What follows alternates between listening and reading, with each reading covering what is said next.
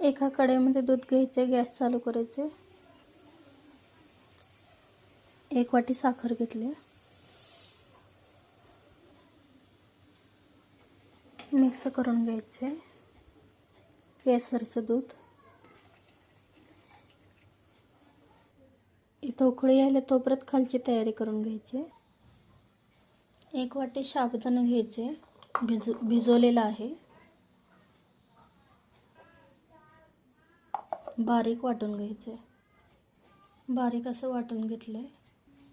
थोडंसं तळ हाताला तूप लावून असे गोळे करून घेतलेत। उकळत्या दुधामध्ये एक एक गोळे सोडायचे।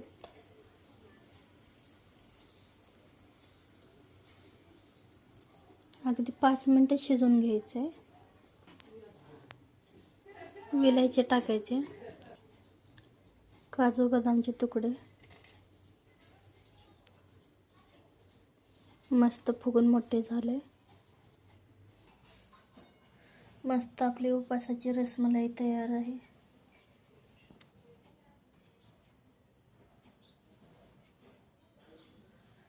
खूपच मस्त झाले। नक्की ट्राय करून बघा। माझ्या व्हिडिओला लाईक आणि शेअर आणि सबस्क्राईब करा।